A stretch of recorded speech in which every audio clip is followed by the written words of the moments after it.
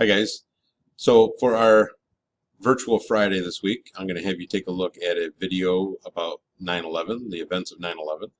This is the 19th anniversary of 9/11. So this is way before any of you were born.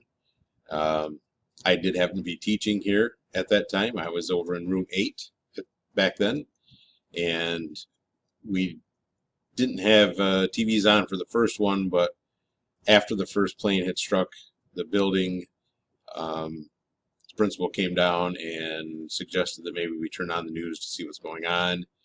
And we did that. And then we were able to see the second plane strike the second building.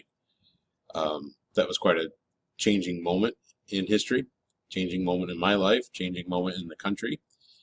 And so this is just a video about the fire station that happened to be right there at the scene and what some of those people went through during this episode. It's got some recreation in it, and it's got a lot of interviews in it. Again, like the directions say, I would just like you to, tell me your one thing when we get done, when you get done watching it. What was something you're going to take away from this video? So maybe something you didn't know. Maybe it's a thought or a feeling that you have now after that. So just give me your one thing when you're done, and I will see you Monday. Thanks.